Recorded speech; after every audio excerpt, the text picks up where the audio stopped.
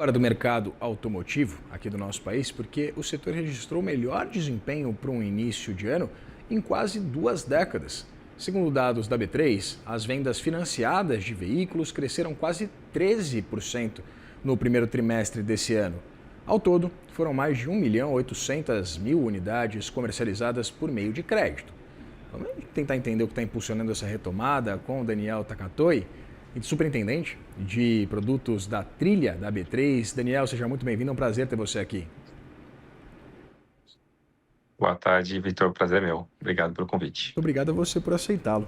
Daniel, uma Selic a 14,75%, começo por aqui. População endividada, a gente tem batido bastante nessa tecla, trazido essa discussão diariamente, quase aqui no CNN Money. O que explica um desempenho tão positivo? É crédito demais no mercado? Tem dinheiro demais no mercado? Existe uma demanda represada? Uma coisa, a conta não fecha. Boa. O que a gente tem observado aqui, Vitor, é um movimento que tem acontecido já desde 2023, né? Então, ele não é um dado aqui pontual, né? A gente tem tido crescimentos consistentes. 2023 para 2024, a gente cresceu 20%, cresceu outros 10% em 25%, então tem tido aqui um crescimento bem consistente e constante aqui no mercado em si. E o que a gente observa é muito um apetite, né, do mercado financeiro por estar cada vez com maior capacidade de seleção, né, de precificação do risco. O ambiente, inclusive, está estruturalmente mais saudável, né, com relação à empregabilidade, com relação a índice de confiança do consumidor. Então, acho que são fatores que não são de hoje, né, eles têm gerado esse ambiente mais favorável para a gente ter aí cada vez mais renovado, né, esses patamares recordes aqui de volume de financiamento de veículos, tá? Daniel, e quem é esse consumidor? Eu queria entender se ele é pessoa física, se são empresas renovando frota. 1.800.000 veículos financiados no trimestre, um número bastante expressivo. Eu queria entender exatamente quem é esse comprador e, evidentemente, qual é a faixa de renda, que carro que a gente está falando também. Certamente a gente tem falado mais assim, o maior crescimento entre leves, pesados e motos. Motos têm vindo com maior taxa de crescimento do que os demais. Diferentemente aqui de leves, né, usados, na verdade o foco dos leves está mais em usados, e nas motos, são as motos novas, né, que são mais financiadas, então tem um pouco de diferença nesse sentido também.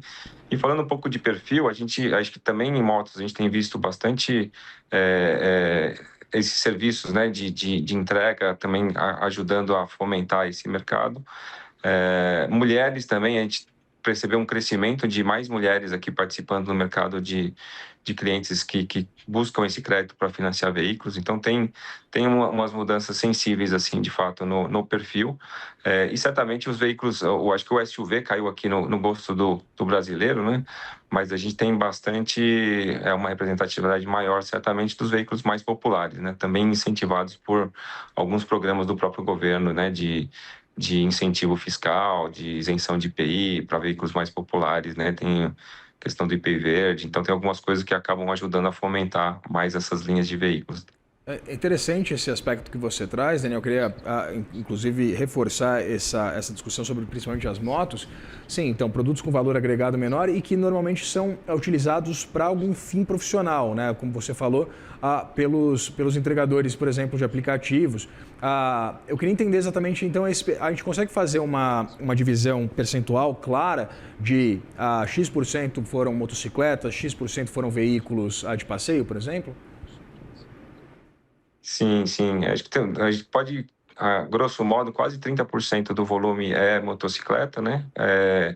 Quase 70%. Tem os pesados também, que são menos de 10%, então 60% mais ou menos são os veículos leves. Então, a representatividade de leves ainda é bem maior, né, do que as próprias motocicletas, mas a taxa de crescimento de motocicletas é o que a gente tem observado um maior crescimento aqui nos últimos meses, principalmente.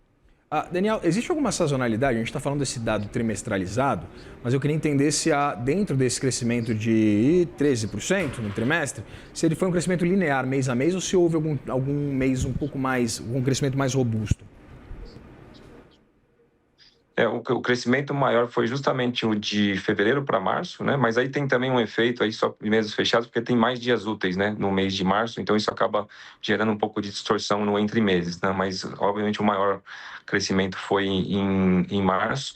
E a gente tem visto, até dando um pouco de spoiler, né? Porque a gente tem esses números de financiamento do Brasil diariamente e de todas as unidades federativas. Então a gente tem acompanhado que o mês de abril, a gente nem tem esse número fechado ainda, mas a média diária por dia útil em abril tem vindo até um pouco superior, 1,3% maior do que março. Então, não continua nessa tendência, vamos falar assim, de aceleração aqui do volume de financiamento de veículos. Acho que tem muito aqui de um papel da própria trilha B3 também como infraestrutura, né, nesse mercado, para dar cada vez maior segurança para os credores, né, para a prevenção à fraude, para conseguir ter a garantia real, que também é um fator que acaba gerando uma linha de crédito que tem taxas menores, justamente por ter uma garantia real, né, para quem está financiando, em caso de inadimplência e tudo mais.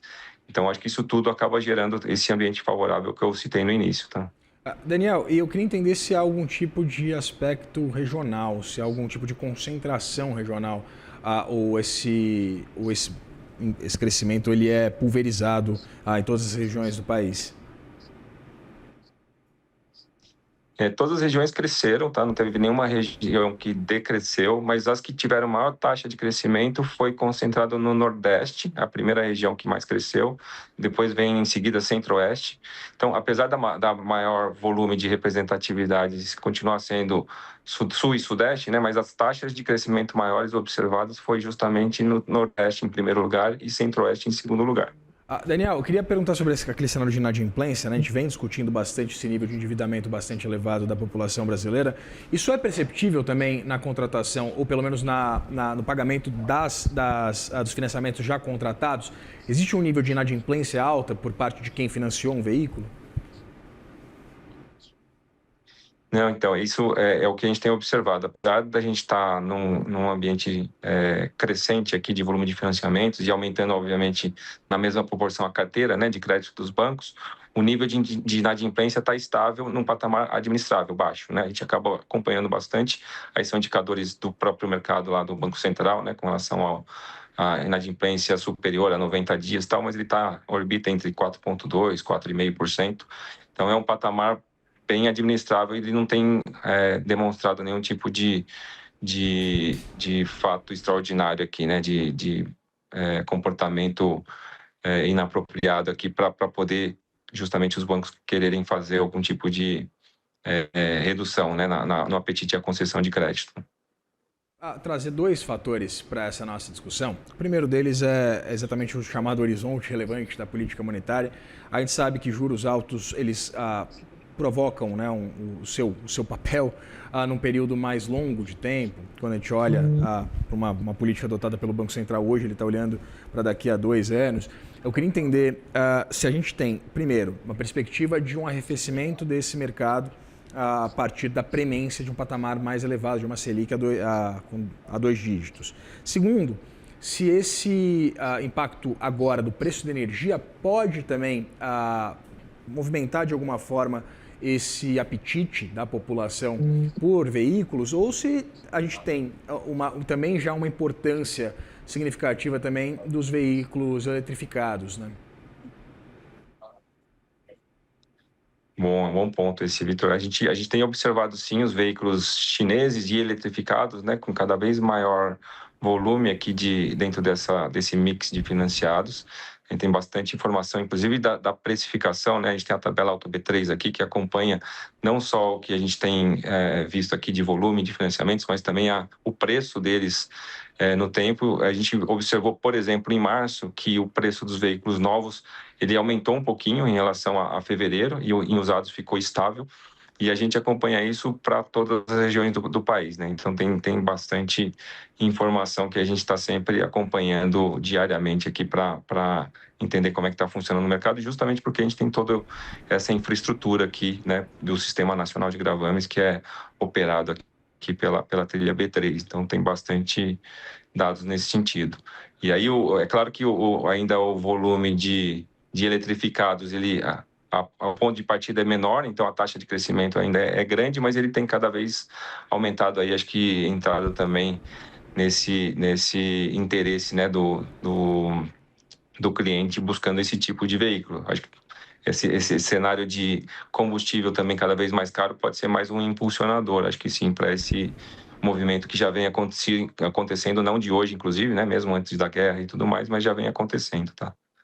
Tá certo, conversei com o Daniel Takatoy, superintendente de produtos da trilha da B3. Daniel, muito obrigado pela disponibilidade de conversar com a gente.